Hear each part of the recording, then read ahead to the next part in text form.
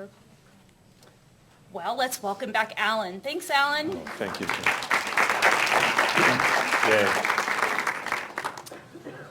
Okay, I just got a question from one of our remote sites just about rural, what do you do for kids that don't have access? And so there's no good answer to that, really. But, I have friends in Iowa, long bus ride. They have internet on the bus. Kids log in and they're on the bus. And, or I'm assuming when you mean there's no internet, I can't put out a loaner of a wireless hub either. There's just no internet. That's probably what they mean. So that won't work. But in some communities where there is internet, but they can't afford internet, the library has these wireless hubs, and you check them out for a week, and that gives you internet if there's service, with cell coverage. Otherwise, again, I don't have a good answer. It's just open up school early, stay late, librarians become really important there. The library becomes a place that, again, you probably have bus problems where you have to get on the bus, you can't stay late, so that may not work. The only other thing I can suggest is DVD, that there's a lot of DVD installation at home, and a lot of these videos, for example, if you were the sixth grade teacher at mathtrain.tv, that would be Eric Marcos, then you could take all those videos and put them on a DVD and give the kids a DVD for $1, and then they have all of that access on their DVD player at home. So I don't have a great answer. Just try to pick away at the problem, I think, is the best I can do. Obviously, it's not fair. I wish I had a better answer. Do any of you have a better answer? What else can we do? Yeah? I usually time it so if there's access to computers in the school, whether it be through our laptops or a computer lab, that you offer enough time for the student to be able to get it done during school hours. Yeah. So that way, when they leave, they have it done before they go. Yeah, flipped learning can help that. Yeah. Yeah, that's anybody else? Other ideas for people who don't have access? I'll tell you, there are some tricks. I have some tricks. My favorite, we'll do this curse of knowledge thing too, but just want to answer this question. My favorite tool for managing my research that I do online is called Diigo. D-I-I-G-O. Do any of you have Diigo? D-I-I. 1, 2 in the room? 3? 1, 2, 3. Do you like it? Okay, so here's Diigo. I would suggest Diigo. Part of the solution. So Diigo, I have a library. And this actually does relate to the curse of knowledge as well. So my library, the concept of Diigo is that when you're on the web, you're reading so much charts and maps and text that you can forget what you read. Well, I can easily forget what I read. And so let's say that I mentioned flipped learning.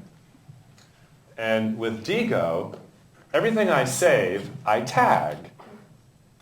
So this is tagged Pinker's, tagged Curse of Knowledge. Then I have a tag library. You can see all my tags.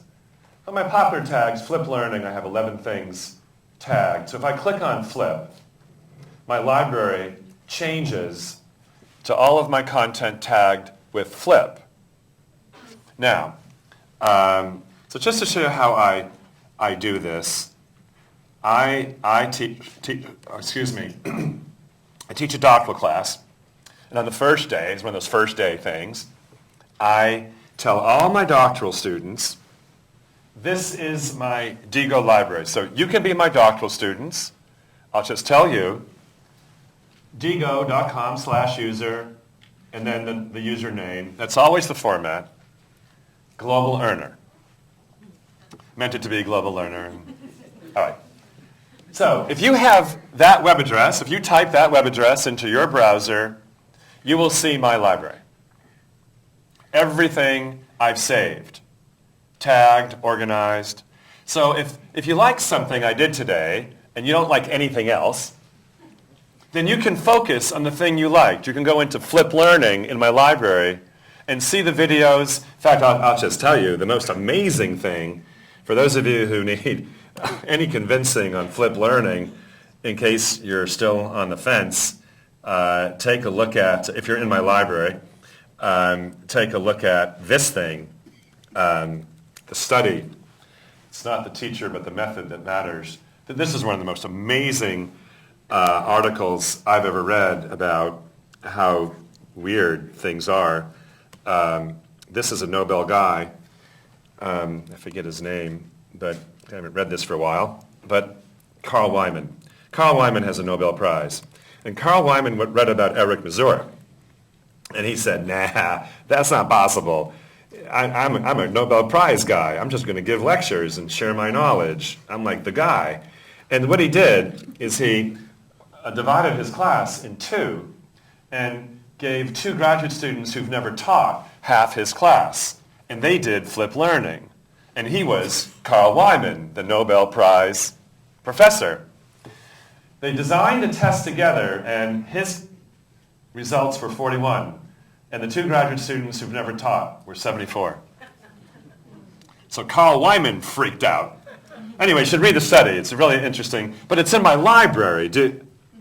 So my graduate students, so what I say to my students is, look, we don't have enough hours in the day for you to drill into my head and read everything I've read. But I'll give you my library. And if you want, you can drill in where you want, when you want. Now, what's interesting about Digo is if you have an account, you can follow me.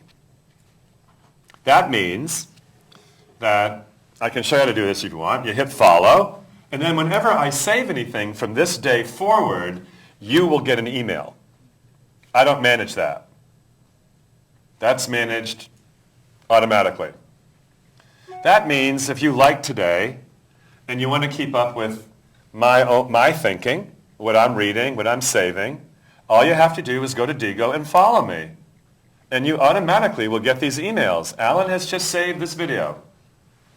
Alan's just saved this article. There's the link in the email. You can go to it. You don't have to come back to my library. It just comes to you.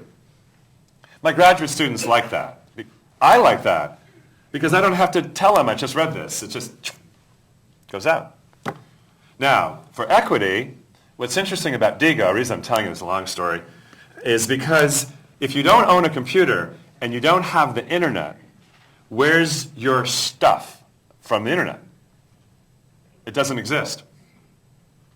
But Digo is in the cloud.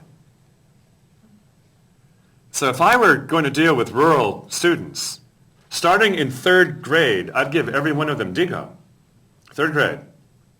I would teach them to organize and tag and how you use Digo to highlight when you're reading and all of that. And you build your own library. That way, you go to a friend's house, you go to a library, you get a class lab one day, and you can get all your stuff. It's there. Wherever you go in the world, all your stuff is on any computer in the world. So that would be good for kids that don't have internet, right? Starting in third grade? No, not so good? Well, it's my opinion that it is good. So, and most of you don't know what it is anyway, so who would I ask? Why am I even asking you? So it's good. And then, put on top of that, so even for those of you who are giving Chromebooks to kids and iPads, you're probably going to take them back when the kids graduate. You're not giving them.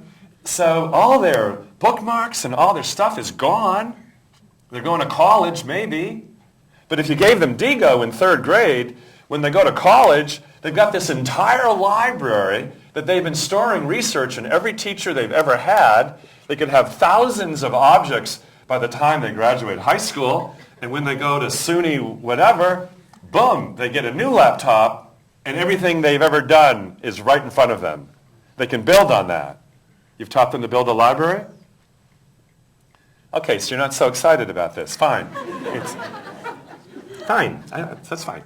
But I think it will help kids who don't have access to the internet because it's in the cloud. So another general response to the person who asked, which is out there, go to the cloud. You have to, as schools move forward, we figure out where do we make our money, where do we invest our money, we got to invest it in the cloud. Kids should have their stuff available to them on any device in the world, not just their device. Because their device will fall in the toilet one day. And anyway, even if you have one, you're going to break it. That's my life, I'm sorry, but I drop things. So anyway, Digo. And you know what? Just because I don't seem to be making any headway here, let me show you a video you could go to take a look at Digo. There's a really nice little video on the Digo website, and it's free. Digo's free, no charge. That's nice. Also, in case you're poor, you don't have to pay for it. And then you click go on this little video, and there's a nice voice comes on, tells you all about. I haven't even begun to tell you about Digo. Digo is a cloud-based personal information management system. Digo provides you with tools on all major web browsers, Android, iPad, and iPhone to help you to collect and access a variety of information. All the items you collect from anywhere go into My Library on the Digo server. That is in the cloud, so you can access from anywhere. First of all, Digo offers great tools while reading online. Digo allows you to add digital highlights and interactive sticky notes, as seen in this demo. With Digo browser add-on installed, select any text to highlight. You can even choose different highlighter colors. Because all the information you collect is stored in the cloud, all these highlights will stay on the page when you revisit, even from any computer or... I don't think a lot of kids know that you can highlight a website, draw lines, have pop-up sticky notes, and when you go back, it's all there. So if you needed to highlight something that you're going to need to reference later, it's good. And maybe I'll show you real quick how to do this. I really do think every third grader should get this. I was not being facetious. I think there are 4 parts to being web literate. We've really only covered one of them so far. You have to know which tool to get the right information, right? So part of it is research. Can you get the right information at the right time? Okay. That's about YouTube and Wolfram Alpha and Google and Facebook and Twitter and all the different sources of information and how do you search within each one and when to use one, when to use the other. That's one skill set, searching information. Then when you get the information, another skill set kicks in. What do you do with it? How do you save it? How do you organize it? How do you tag it? How do you highlight it? What do you do with information once you find it? To me, that's the weakest part of what schools don't do. We don't teach kids powerful tools like Digo for organizing all of their research. We assume that if they hand in a paper, they've done it. They researched, and the paper is the form they're handing in. But it turns out that you can build a library of thousands of objects. So we don't even think like this in paper. There's not enough paper, right? So teaching young children to organize the information they find, I think that's an important skill. You'll decide. And is that a hand up? I have glare in my... That's right. I can't quite see you. So I have a question. Yeah. I totally trust you because I've been listening to you and I believe what you say, but as a skeptical person... Yeah, be who skeptical. owns Digo? Yeah, who owns Digo? And why do I believe it's going to be there when I need it in 4 years? It's not going to be there. Let's just decide now it's not. But I check these things. Digo has an export function. Now, if it went in one day, you'd be in really big trouble. Usually, when Google drops its RSS reader, oh my God, I went through pain when it did that, and I went from delicious to Digo. Anybody? Delicious? Delicious to Digo? I lose. But because I've lost, I now ask, does it have an export function? It does. So those are the skills that we need to know. Yeah. Is when you're taking on new technologies, how do you back that up? What are your safety Right. nets? No, good question. Good skeptical question. I love that. Any other healthy skeptics in the room? That's good. Okay. By the way, I'll just tell you, when you're writing a dissertation, it's about 2 years of research. Those of you who've written dissertations, you know what I'm talking about. It's 2 years, and you got to take a lot of notes. You got to remember where you got stuff because you have to write a bibliography in the end about where'd you get your stuff. And so my doctoral students come in, and they've already had the research dissertation seminar. They already had that. But DIGO's not in that. So then I get them, and I'm just showing them stuff they should do in school, and a doctoral student looks at me and says, wait a minute, I've been cutting and pasting, putting things into a Word document.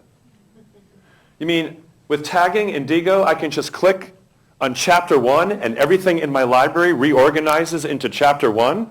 I said, yeah. And then chapter 2. And they're mad at me. They're mad. Why didn't you come when we started writing our dissertation? Why do we have to wait this long to learn about DIGO? And I said, I don't know, I'm just visiting. Don't get mad at me. So if you're going to do something like write a dissertation, a serious piece of work, I think you got to use DIGO. You can't use 3x5 cards. Not going to work anymore. Okay, so DIGO. And then, but it's also a search engine, right? So just to show you, in DIGO, let's say you're a new teacher, and they give you an assignment. I have groups in DIGO. This is the best part of DIGO, groups. And groups, I might do research. So I need to learn about, go Jody. I need to learn about leadership for 21st century schools. I need to do that. So DIGO, you can search for groups. DIGO lets a group of people come together and share all the research they're doing together. Has a tool for that. It's called groups. So I'm a member of this group now. I don't know these people. They're in Australia. But I joined. Helen runs it. Helen Otway.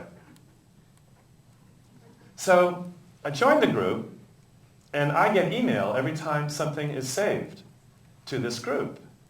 It's very convenient. I don't have any idea who this woman is, but she's helped me a lot. I sent her a thank you note one day. She said, no problem. I don't care. She's just sharing with the world.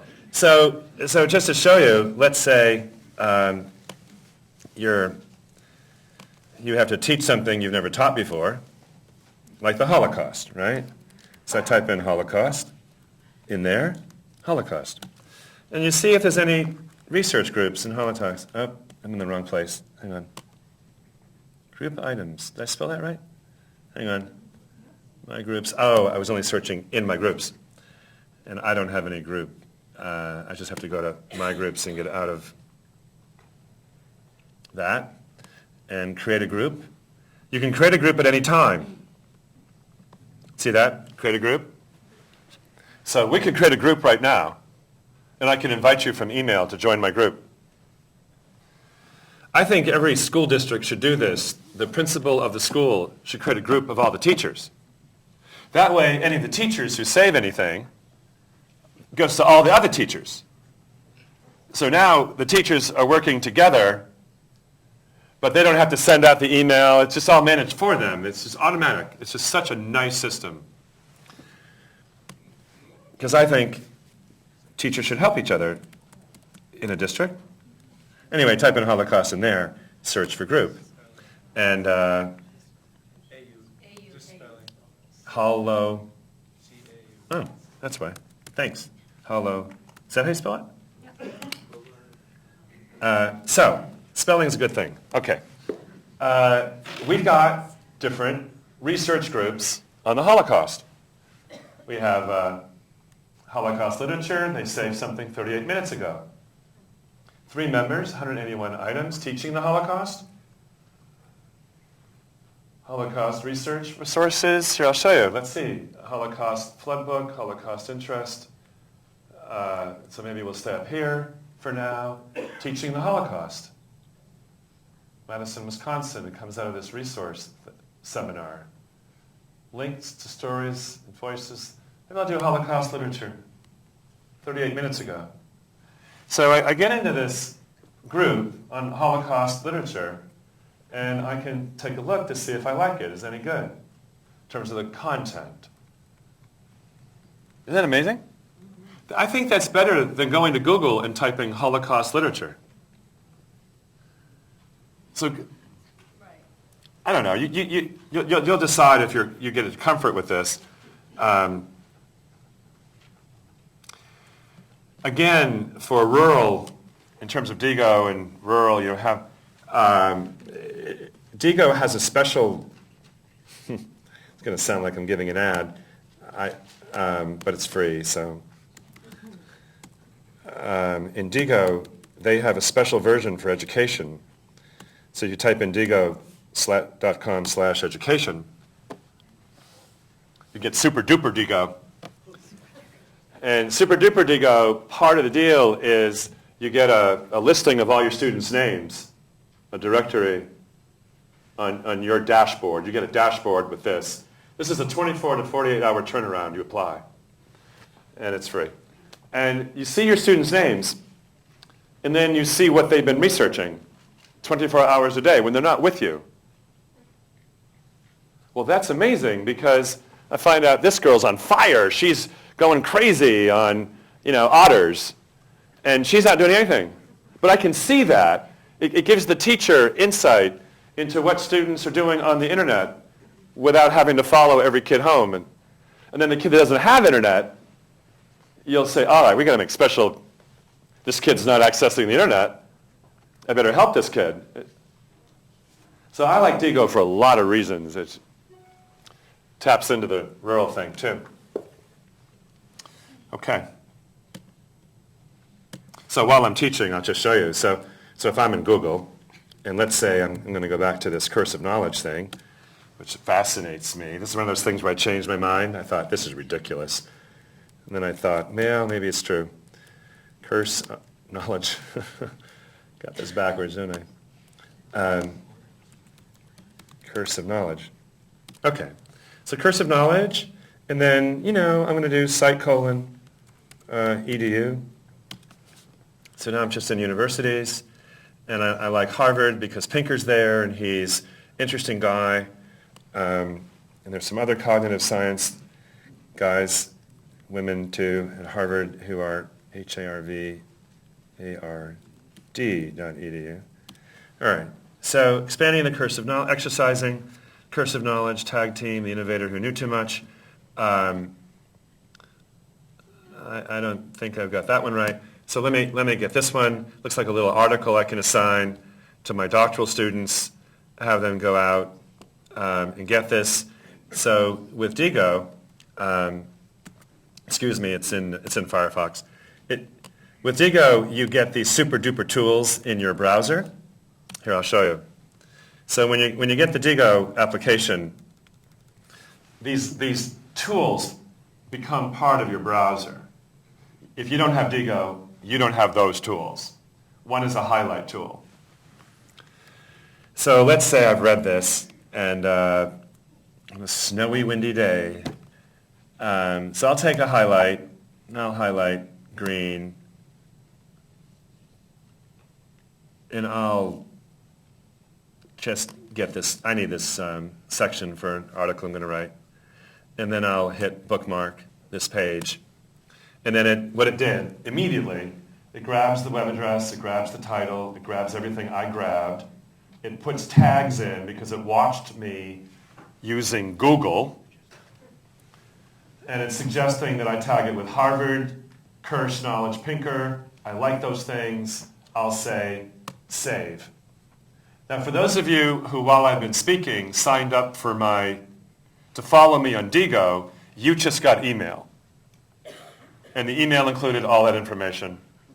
The rest of you aren't playing.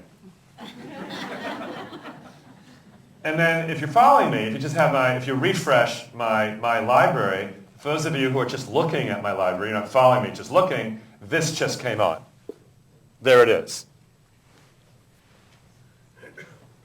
That's pretty amazing, I think. The ease of that, highlight, come back, still there. The highlights in my library.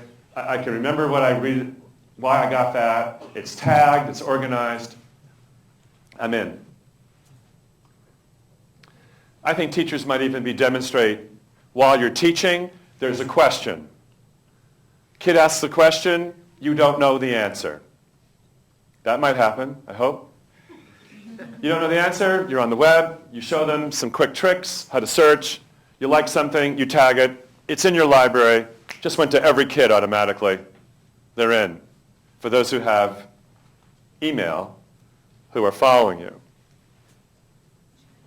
Plus, you're demonstrating how you learn. You're demonstrating you want to save things, you want to highlight things, you want to tag things. You're modeling being a learner.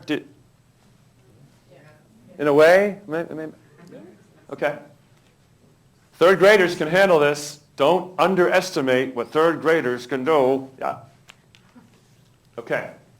Any questions? I've killed Digo by now. How do you act, like, say I want to tag you, how do I do that? Like, so that I automatically get your things? Right, so you have to have a Digo account. Right? Well, if you remember my Digo address, you can go there anytime as a web address, Right, but you're not following. automatic. Right, you want to do automatic. So what you do, I'll do it for somebody else. I can't follow myself. Okay. Hard to. You go to My Network. Digo has My Network up there. You click on that, and you're seeing who I follow, by the way. I follow 3 people. And let's see. I'm going to follow down here. Let's see, where is it? Digo, professional, personal, C. Search Digo users of interest. Do you see? It says add people to follow. I don't know if you see that on your screen. No, I meant on her screen. Okay. Search Digo, don't laugh at me. Search Digo users of interest. See if your friends are on Digo. Yeah, my friends. Yeah, I want to see if my friends are on Digo. That's good. I haven't done that. This will be fun. So your email, see if your friends are on Digo. Find out which of your email. Oh, no. I want to search Digo users of interest. I'm switching to that. You see the tabs up here? Yeah. So I got 3 tabs. Search Digo users of interest. And then I happen to really, I've been meaning to do this anyway. Sarah Wilkie's amazing. Sarah Wilkie, search. See if she's on Digo. Oh, come on. Yes, she is. What is her name? Your search will mention people? Say it again? Oh, by tags. No. By email. Oh, it switched yeah. Thank you. I can't read and present at the same time. Sarah Wilkie. By name or email. Okay. Search. There she is. So I'm going to click on her, Sarah Wilkie. And when I do, over here is a follow button. Where's it go? Send message, invite to group. Maybe I'm already following her. Uh-oh. Maybe the bottom of the page. Groups, network, library. Yeah, where's the follow button? Follow. She's in those groups. Oh, where's follow? Gosh, this is so embarrassing. Some of you followed me. Where did you get it? Isn't it here? I must be already following her. That's the problem. It's right around here, follow. It's right there, ordinarily.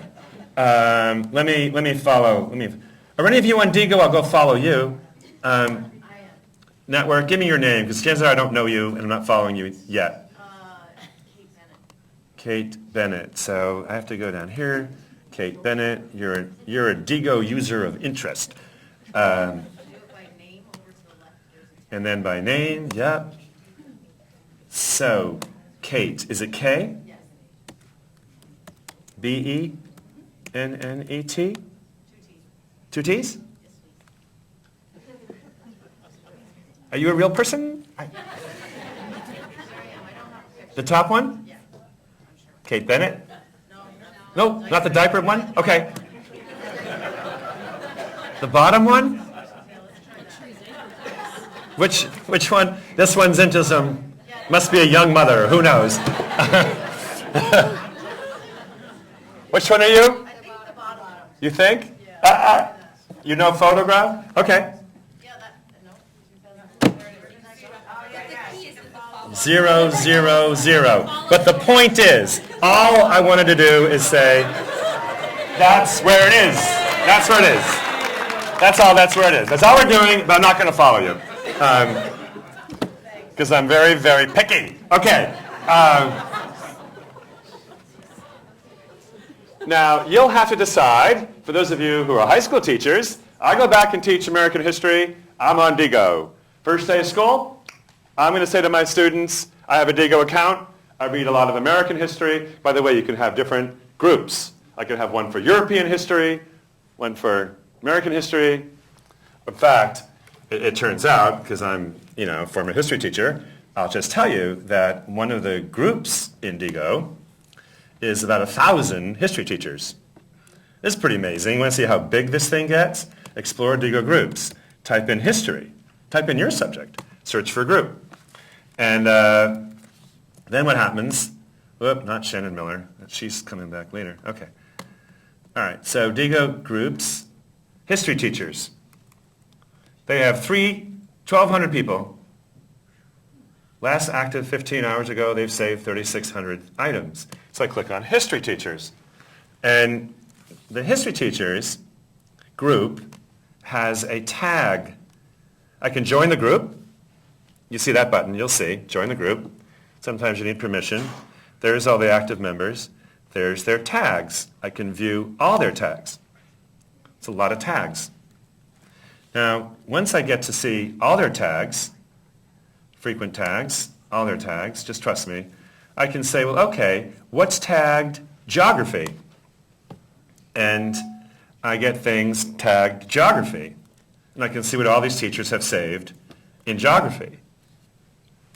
So I just love the idea that 1,200 teachers around the world are building a library together.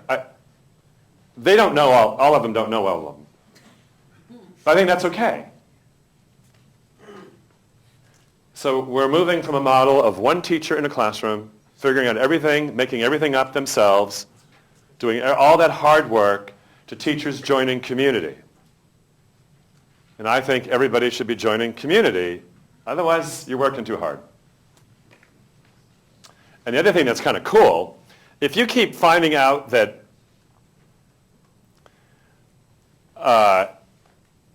shared by Christy Hanna, and you really like the thing she has saved, you might want to know who she is. Who is Christy Hanna? So I can click on her name, and I can see her account. And then I can talk to her and see other things she saved besides. Then I might want to follow just Christy, because she and I are brother and sister in terms of our interest. Now, I've made a friend, and so you start with a group of your subject, you use it for a while, you see this name keep popping up, and you follow her. That's how it goes. Okay, all good. The other thing I would do for rural kids, now that we're on, I'm just making this up now, TweetDeck. No. I found my password, by the way, to Twitter. I should still be in. I'm in. So Eric Mazur. So just as a thought, for those of you who've never played with Twitter, on the fringes of Twitter, I might type in somebody who's well known in their field, like Eric Mazur, in physics. Whatever it is that you teach, especially at the secondary level, give me a list of 12 top thinkers in your subject, whoever they are. So in physics, the dean of applied physics at Harvard, he's probably somebody I want to follow if I'm a physics teacher. And then what's nice about following Eric Mazur is I can hit the 7,000 people, I can hit the 1,000 people he's following. He's following 1,000. And then I can go down this list and see who he's following. So he's following some really interesting people. I've already done this, so you're going to see that I'm following some of these guys already. But let's say I want a novice class flipper, wannabe tech guru, and I look at her thing and I decide, that's good, I'm going to follow her. Eric Mazur's following her. So in an hour, if I were disciplined about this, I can take any field and start following the best minds in the world. Because I get to an Eric Mazur and see who he's following. Because he's already filtered. I think that's a really interesting idea. Then I go to my history class, and so not only do I throw Digo at them, I say to my students in Twitter, I've created lists. And a list is when you get people organized who you're following. So I have, I'm going to go home, and if you go to my Digo account, which is Global Earner, I have lists. Where's my list? So lists. So just to show you, these are my lists. I have first grade teachers I'm following. I have math people I'm following. I have persuasive writers, Mexican writers, editorial writers I'm following. It's just sample, right? I get all these lists. Lists are like file folders to paper. Because otherwise, Twitter's a mess. So I put people in lists. Now the coolest thing is if you're one of my students and I'm teaching Mexican writing, you just click on our subject is Mexican writers, and I can't follow myself. You can do it. You can follow a list. What that means is that whatever subject I'm teaching, I've made a selection of who I think the best minds in the world who are tweeting. And on the first day, I'm going to ask all my students, follow the list of Mexican writers. One click, they're following everybody in that list. Now, when students leave, one of the most interesting questions I think we can ask is what do students take with them when they graduate? I don't think the answer is really a good answer. I got 2 kids. They threw out everything they did in high school. They did not bring anything with them to college. Nothing. From school. I couldn't believe it. But there are 2 things I think every kid should bring with them. One, they should bring their own library. That would be Digo. Even if they're poor and they don't have internet access, we can teach them to build a library. The second thing I think all kids should bring with them are lists of some of the best minds in the world. So when they go out in the world, they're still following some of the best minds in the world.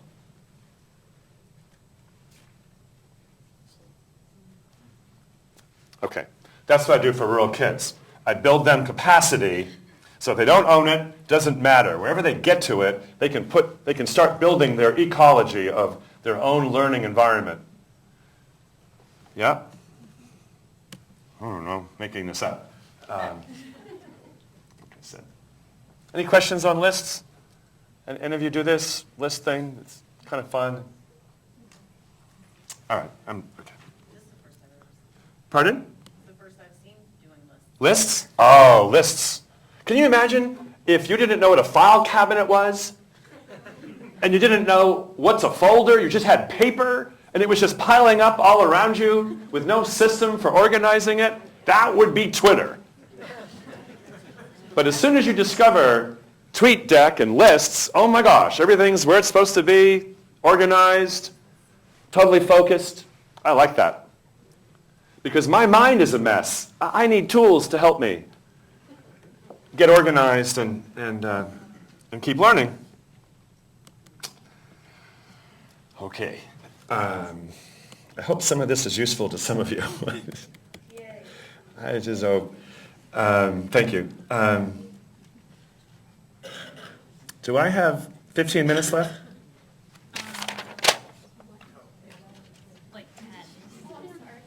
I don't have any minutes left. No, you can have 10. I can? Yes. You sure? Yeah, we built in You built in my tardy? Okay. Whew. I thought for fun, it might be fun to do a poll everywhere kind of demo thing. I love poll everywhere, and I love flipped learning, and I just thought this might be fun. I just have to turn you off for a second. Do you want to do? I'm going to do an example of a flipped learning lesson with you. Is that okay? Right. Do you want physics or biology? Biology. Oh, clear. Biology, fine. Wow, not one physics. Okay. That would mean you should do physics, shouldn't it? That would mean that. But I won't be mean. I won't be mean. I will try to do, I'll do biology. And I just have to clear the results and start over again.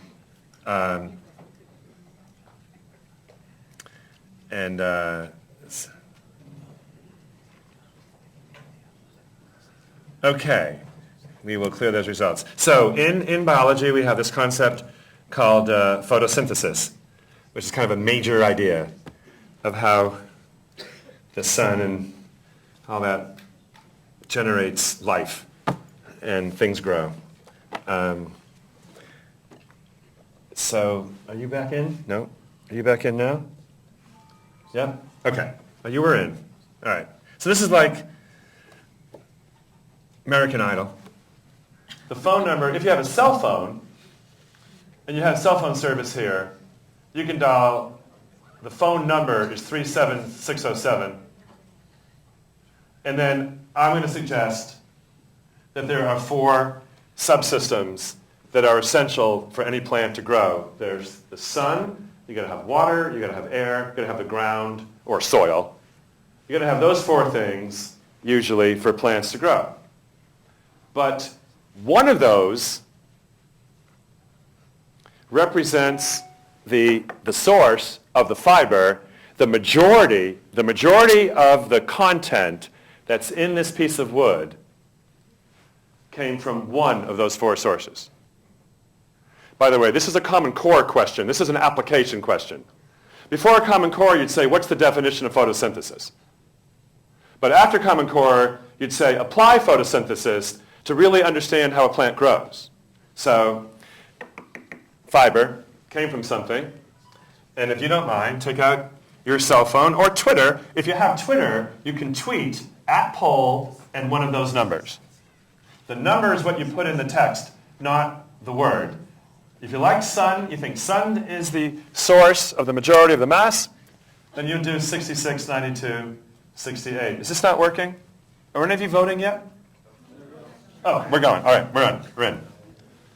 Boy, it takes time from the Adirondacks to go to the web and come back. We are the middle of nowhere. You are. This is the longest delay I've ever seen. This is impressive. So I'll give you a couple seconds to just to vote. You just vote. It's like American Idol. And then we'll see what you got. Excuse me. Okay. In the interest of time, all right, a little bit longer.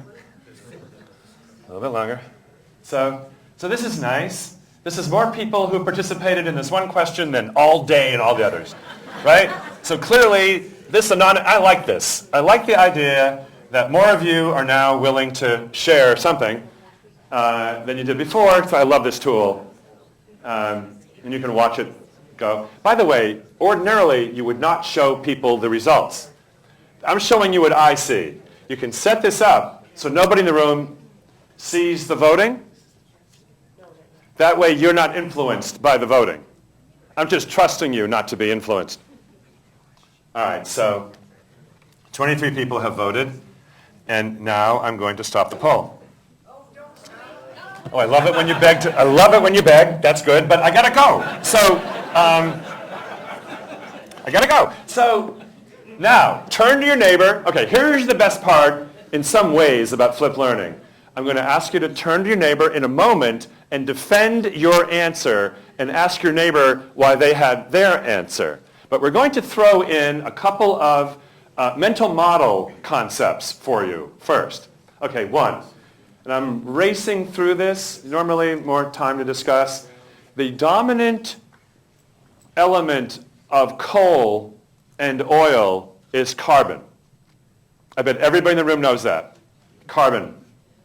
And I bet everybody in the room knows that the recipe for oil and coal is you take ancient forests and you put them under pressure for a couple 100 million years, and finally, if you cook it long enough, you get oil. If you're really lucky, you get diamonds.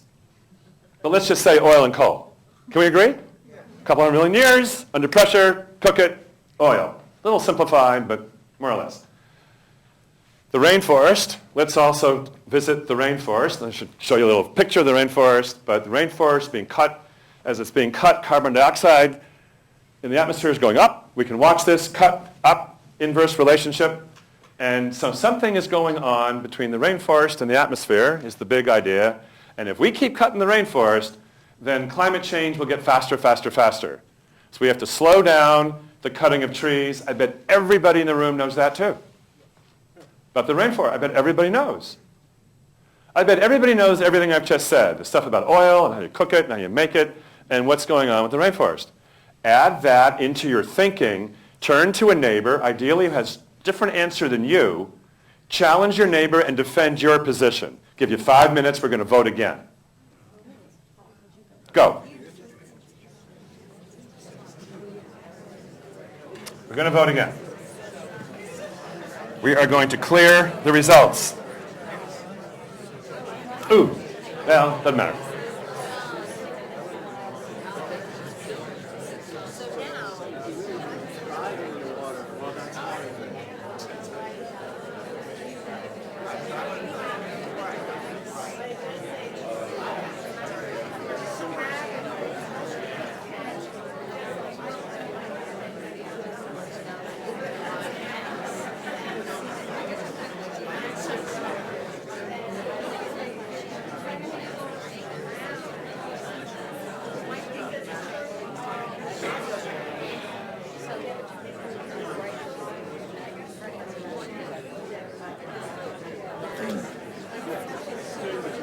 Do you guys want to say anything? What's that?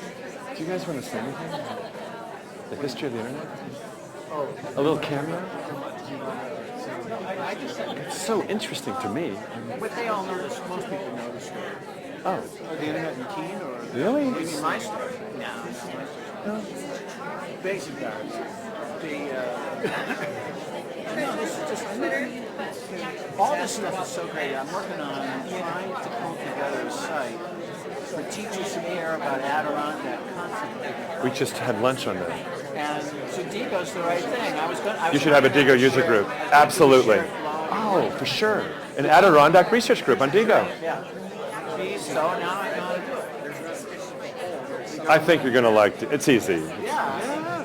It's easier than what I was going to do it as a shared press blog. You know, they're all contributed. That's hard to find stuff. Yeah. It's hard to find stuff. Okay, in the interest of time, I'm getting the sign. So I'm going to start the poll again. And frankly, some of you have to change your mind. Remember the answers were all over the board? So the majority of people in this room were just wrong. I mean, photosynthesis, right? This is what they're saying at Harvard. You get high test scores, but can't apply. This is it. This is the problem in this country. So vote again. Same phone number. You can still tweet. You can go to our website, pollev.com. I hope that's working. Out we go. And we can see what happens in the second round of voting.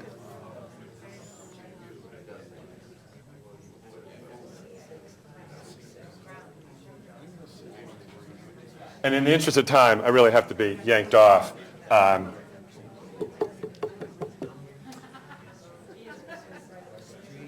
Can I just tell you now? I can't help myself because I got to go.